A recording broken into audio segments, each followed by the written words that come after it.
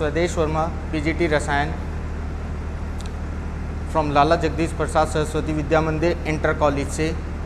आज हम कक्षा 11 के अंतर्गत रसायन विज्ञान सब्जेक्ट में परमाणु संरचना में विभिन्न टॉपिक जैसे रदरफोर्ड का अल्फा कण प्रकीर्णन, रदरफोर्ड द्वारा दिए गए नाभिकीय मॉडल का अध्ययन करेंगे। सबसे पहले हम रदरफोर्ड के अल्फा कण प्रकीर्णन पर अध्ययन करते हैं।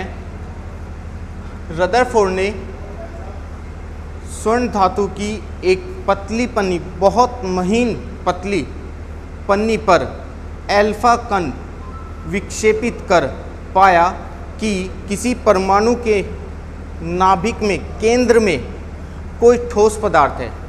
किस प्रकार से किया? उन्होंने एक लेड बॉक्स में रेडियो एक्टिव पदार्थ जिनसे अल्फा कण निकलते हैं रखा और सामने एक गोल्ड फॉइल, सोने की धातु की पतली पन्नी ली।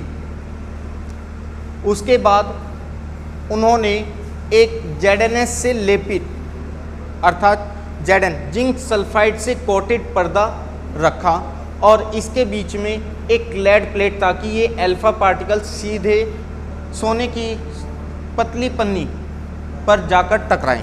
तो उन्होंने देखा कि जो रेडियो एक्टिव पदार्थ से अल्फा कण निकलते हैं वे सोने की धातु से टकराकर विक्षेपित हो जाते हैं।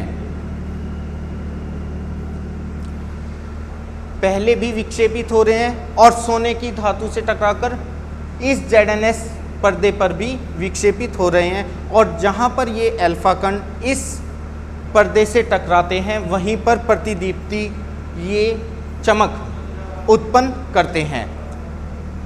उन्होंने अध्ययन किया इसमें कि कुछ अल्फा कण तो इस प्रकार से होते हैं जो बिल्कुल सीधे निकल जाते हैं परमाणु से। सीधे निकलने पर उन्होंने इसका अध्ययन किया, बताया कि निष्कर्ष निकाला इससे कि परमाणु का अधिकांश भाग खोखला है। इसमें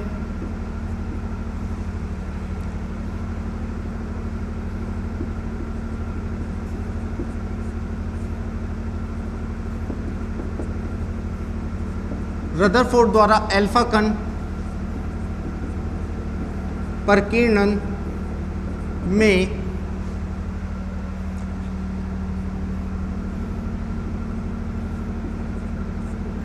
कुछ अल्फा कण सीधे निकल जाते हैं। दूसरा पॉइंट, कुछ अल्फा कण जैसे जैसे वे परमाणु के केंद्र की ओर जाते हैं तो कुछ अल्फा कण 90 अपने मार्ग से विक्षेपित हो जाते हैं।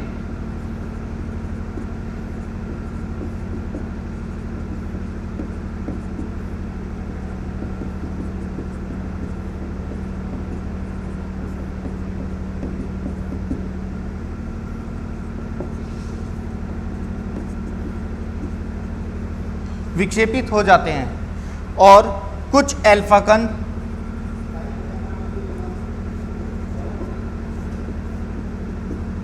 कुछ अल्फा कण 90 डिग्री कोण पर मुड़ जाते हैं, जबकि कुछ अल्फा कण जैसे जा रहे हैं तो वे अधिक कोण पर निकल जाते हैं।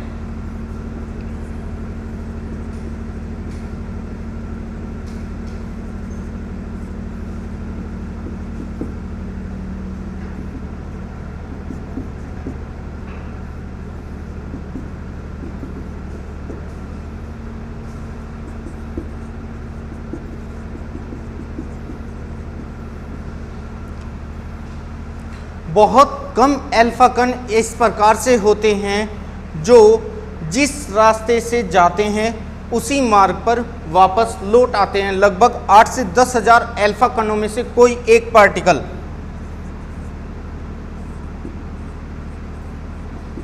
बहुत कम अल्फा कण लगभग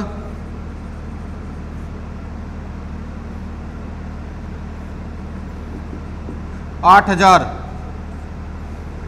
में से कोई एक कण वापस उसी मार्ग पर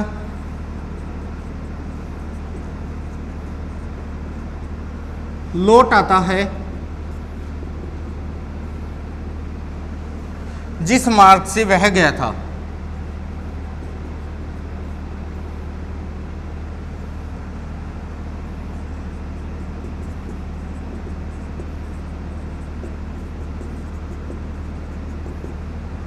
जिस मार्ग से वह गया था।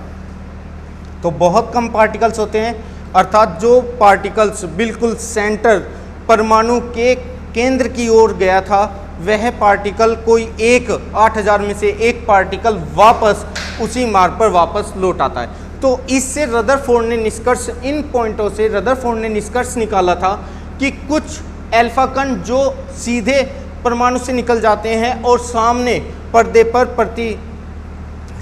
प्रतिदीप्ति उत्पन्न करते हैं, निष्कर्ष निकाला गया कि अल्फा कण परमाणु का अधिकांश भाग खोखला है। परमाणु का अधिकांश भाग खोखला है, प्रथम से निष्कर्ष निकलता है। सेकंड, कुछ अल्फा कण अपने मार्ग से विक्षेपित हो जाते हैं। जैसे वे सीधे जाते हुए होते हैं तो अपने मार्ग से विक्षेपित होकर पर्दे के सामने वाले भाग पर न होकर अन्य भाग पर, जैसे ये, प्रतिदीप्ति उत्पन्न करते हैं। अर्थात परमाणु के केंद्र की ओर सेंटर में कोई ठोस भाग उपस्थित है। कुछ अल्फा कण 90 डिग्री के एंगल पर और कुछ अल्फा कण अधिक कोण पर वापस मुड़ जाते हैं। तो इससे निष्कर्ष निकाला कि अल्फा पार्टिकल्स जो 90 डिग्री और अधिक कोण पर मुड़ रहे हैं कि परमाणु के केंद्र की ओर कोई धनावेशित भाग, सघन भाग, भारी भाग उपस्थित है। कोई एक बहुत कम अल्फा कण के वापसी आने से उन्होंने निष्कर्ष निकाला कि रदरफोर्ड ने बताया कि परमाणु के केंद्र में कोई धनावेशित भाग उपस्थित है जिसे नाभिक का नाम दिया गया।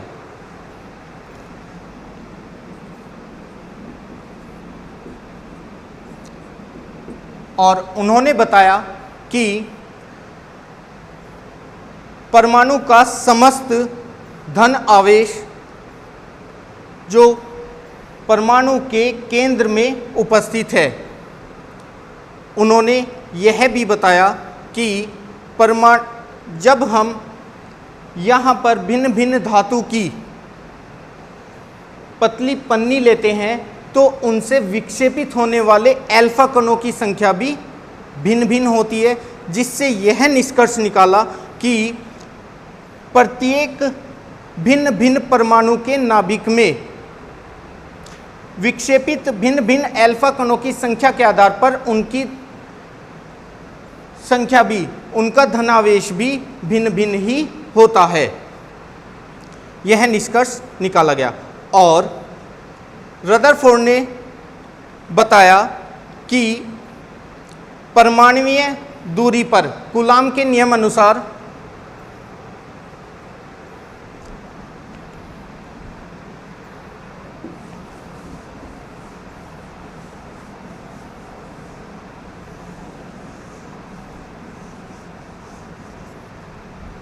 विक्षेपित अल्फा कणों की संख्या n इज प्रोपोर्शनल 1/sin की घात 4 थीटा बाई 2 के अनुसार है।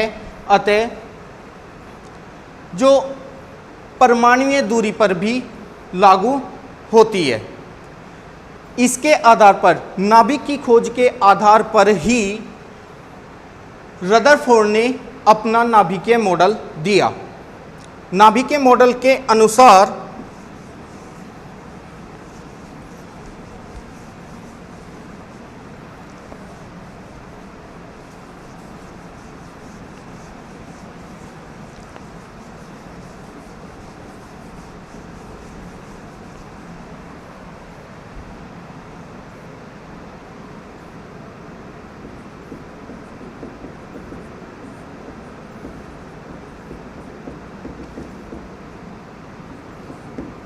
नाभिक की खोज के बाद रदरफोर्ड ने अपना परमाणु मॉडल दिया, जिसमें उन्होंने बताया कि परमाणु अति सूक्ष्म, गोलाकार, विद्युत उदासीन,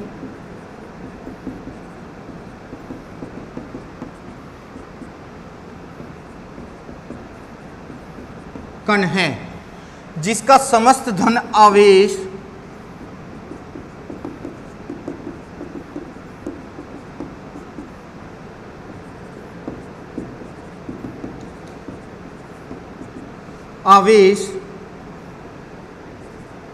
उसके केंद्र में उपस्थित होता है, जिसे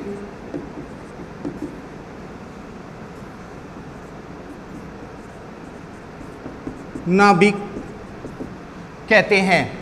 उन्होंने बताया कि परमाणु को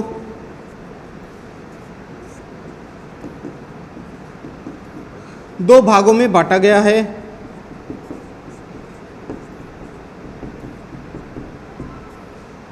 दो भागों में बांटा। पहला, धन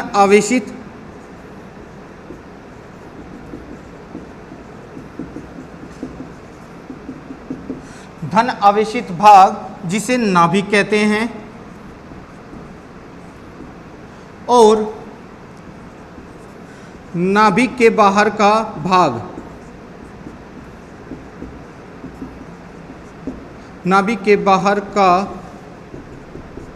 भाग, जिसमें ऋण आवेशित भाग।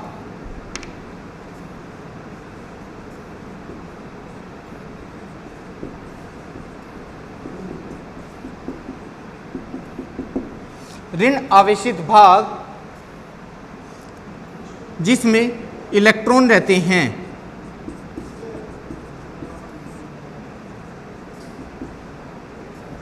जिसमें इलेक्ट्रॉन विभिन्न कक्षाओं में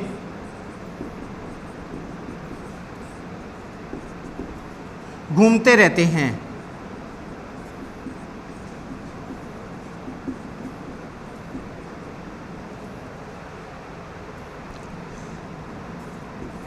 उन्होंने बताया कि नाभिक में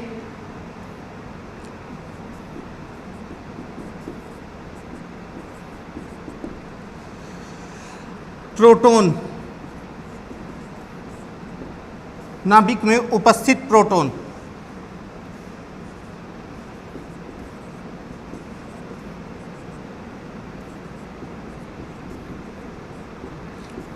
की संख्या, अर्थात धन आवेश, नाभिक के बाहर उपस्थित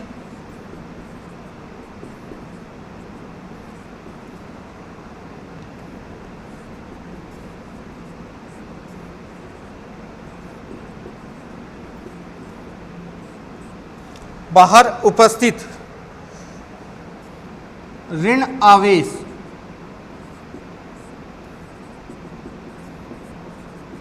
अर्थात इलेक्ट्रॉन की संख्या के बराबर होता है।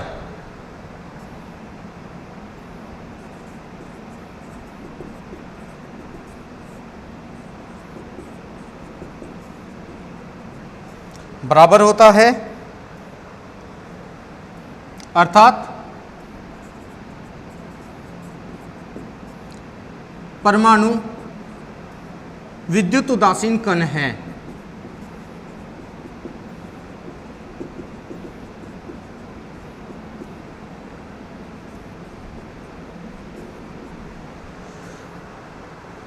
और परमाणु का आकार की तुलना में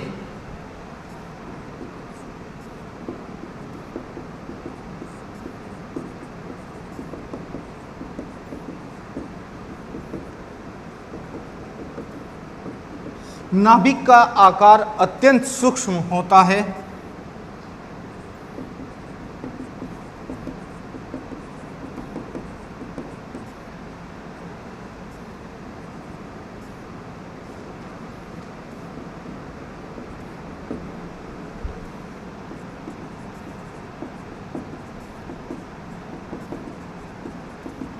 या ये कह सकते हैं, उन्होंने बताया नाभिक की त्रिज्या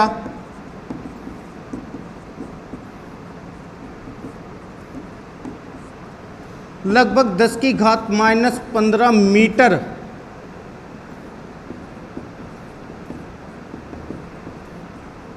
होती है, अर्थात नाभिक का आकार बहुत ज़्यादा सूक्ष्म, अर्थात नाभिक परमाणु के केंद्र में उपस्थित नाभिक एक बहुत सूक्ष्म स्थान में उपस्थित है, जहां पर उसका परमाणु का समस्त धन आवेश प्रोटॉनों की संख्या नाभिक में उपस्थित रहती है। रदरफोर्ड ने बताया कि जिस प्रकार से सूर्य के चारों ओर विभिन्न ग्रह घूमते रहते हैं, इसी प्रकार से नाभिक के चारों ओर भी इलेक्ट्रॉन विभिन्न कक्षाओं में घूमते रहते हैं। इसलिए रदरफोर्ड के इस मॉडल को सौर मॉडल के नाम से भी जाना जाता है। परंतु इसमें रदरफोर्ड के नाभिकीय मॉडल या परमाणु मॉडल कह लीजिए, इसमें भी कुछ त्रुटियां मिली। जैसे यह मॉडल मैक्सवेल के विद्युत गति के सिद्धांत का पालन नहीं करता था। मैक्सवेल का विद्युत गति की सिद्धांत कहता है कि जब कोई आवेशित कण दूसरे विपरीत आवेशित कण के चारों ओर चक्रण करता है तो लगातार वह अपनी ऊर्जा का ह्रास करता है।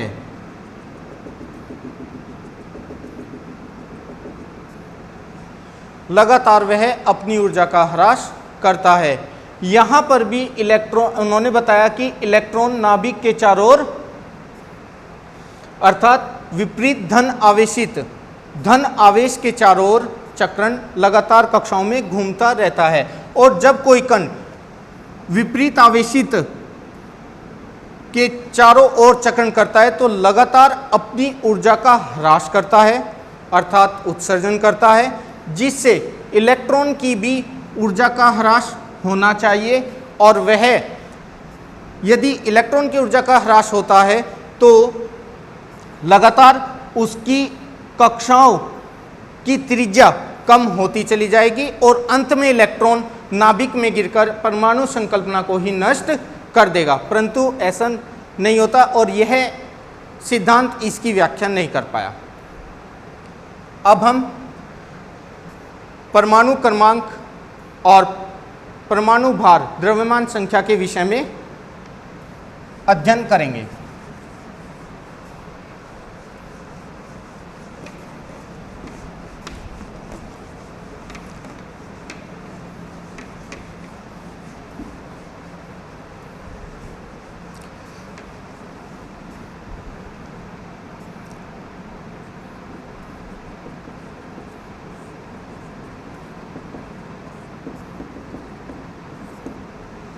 परमाणु के नाभिक में उपस्थित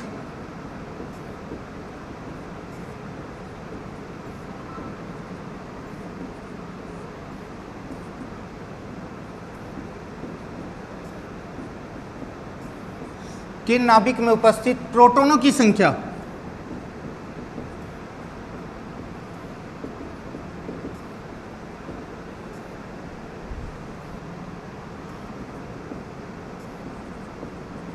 उस परमाणु का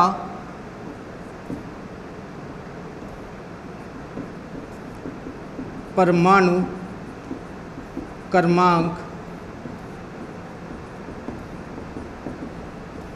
कहलाती है। अर्थात परमाणु क्रमांक बराबर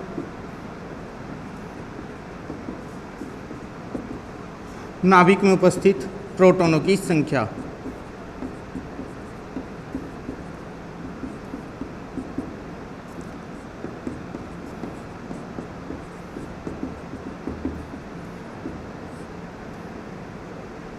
प्रोटॉनों की संख्या।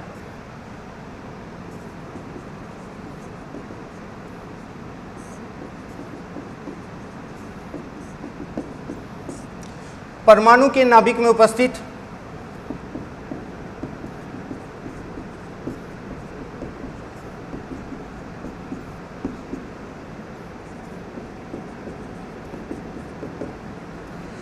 प्रोटॉन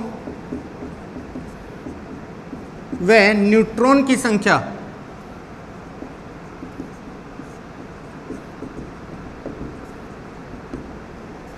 उसकी द्रव्यमान संख्या कहलाती है।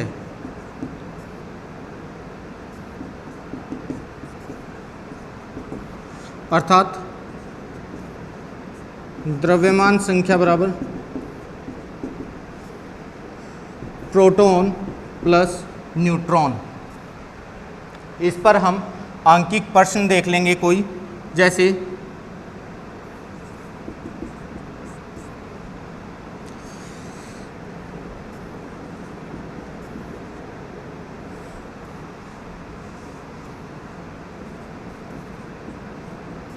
एक तत्व सोडियम जिसका परमाणु क्रमांक 11 व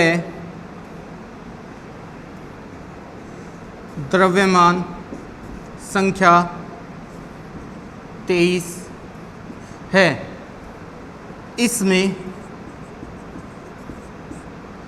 प्रोटॉन, न्यूट्रॉन व इलेक्ट्रॉन की संख्या ज्ञात करो।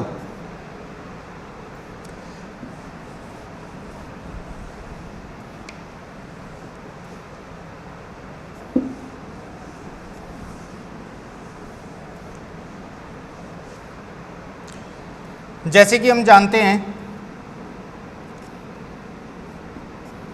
तत्व के परमाणु का परमाणु क्रमांक बराबर प्रोटॉनों की संख्या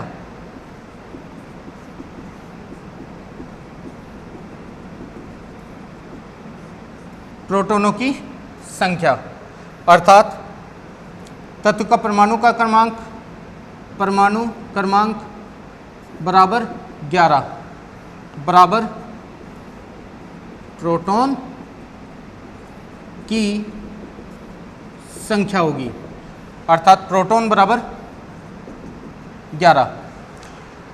चूंकि परमाणु विद्युत उदासीन होता है, जितने प्रोटॉन होंगे, जितना धन आवेश होगा उतना ही ऋण आवेश होगा, अर्थात इलेक्ट्रॉनों की संख्या भी उतनी ही होगी। तो प्रोटॉन की संख्या बराबर इलेक्ट्रॉन की संख्या बराबर 11। न्यूट्रॉन की संख्या बराबर द्रव्यमान संख्या माइनस प्रोटॉन की संख्या। अतः न्यूट्रॉन की संख्या बराबर द्रव्यमान संख्या दे रखी है 23 माइनस प्रोटॉन है 11 बराबर न्यूट्रॉनों की संख्या 12। अतः इलेक्ट्रॉन बराबर 11, प्रोटॉन बराबर 11 और न्यूट्रॉन की संख्या 12। इस प्रकार से हम परमाणु क्रमांक, द्रव्यमान संख्या और न्यूट्रॉनों की संख्या पर आंकिक प्रश्न कर सकते हैं। नेक्स्ट हमारा टॉपिक आता है समस्थानिक।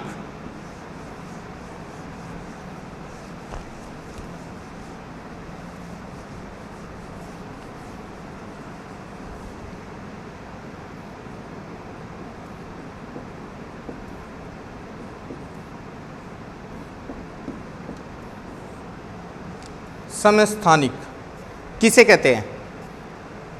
समस्थानिक वे तत्व हैं या वे तत्व के परमाणु हैं जिनमें परमाणु क्रमांक अर्थात इलेक्ट्रॉनों की संख्या या सीधे कह ले परमाणु क्रमांक समान होता है और उनकी द्रव्यमान संख्या भिन्न भिन्न होती है। वे तत्व जिनके परमाणु क्रमांक समान व द्रव्यमान संख्या भिन्न भिन्न होती है।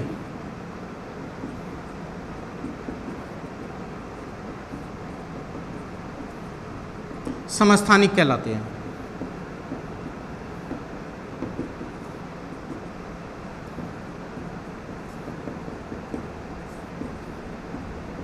समस्थानिक कहलाते हैं। चूँकि बच्चों हम पिछली कक्षाओं में या पहले पढ़ चुके हैं, किसी तत्व को परमाणु क्रमांक और द्रव्यमान संख्या के साथ लिखा जाना है तो किस प्रकार से लिखते हैं। मान लिया कोई भी तत्व है Na, हम इसका परमाणु क्रमांक कहाँ पर किस प्रकार से लिखेंगे? 11 इस साइड, और इसके ऊपर की ओर इसकी द्रव्यमान संख्या या परमाणु भार 23, इस प्रकार से लिखते हैं। ये परमाणु भार है और ये परमाणु क्रमांक। तो जिन तत्वों की ये चीज़ समान होती है और ये चीज़ डिफरेंट रहेगी वो समस्थानिक कहलाएंगे। इसी प्रकार से समस्थानिक का शब्द अलग अलग कर दीजिए, संधि विच्छेद कर दीजिए इसका। ये सम स्थान याद करने में आसानी रहेगी। सम स्थान अर्थात स्थान या परमाणु क्रमांक समान हो, वो कहलाते हैं समस्थानिक। ठीक है, अब इसका एग्जाम्पल देख लेते हैं हम। जैसे 1H1 1H2 और 1H3 तीनों के परमाणु क्रमांक समान है परंतु द्रव्यमान संख्या परमाणु भार इनकी अलग अलग है, इसलिए समस्थानिक कहलाते हैं। ठीक इसके विपरीत समभारिक।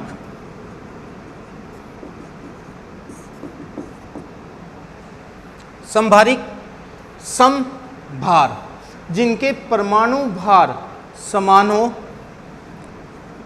वे तत्व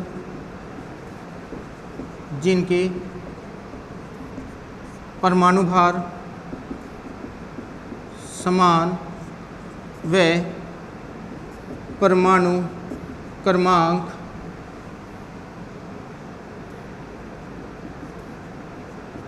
भिन्न भिन्न होते हैं समभारिक कहलाते हैं।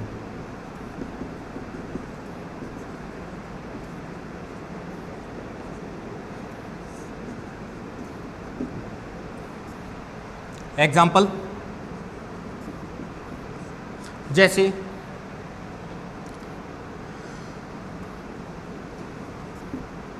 आर्गन 18 परमाणु भार 40,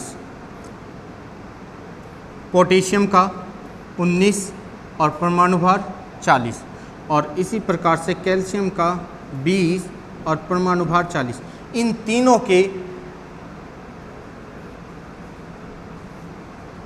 परमाणु भार समान है और परमाणु क्रमांक भिन्न भिन्न है, अतः ये समभारिक कहलाते हैं। दैट्स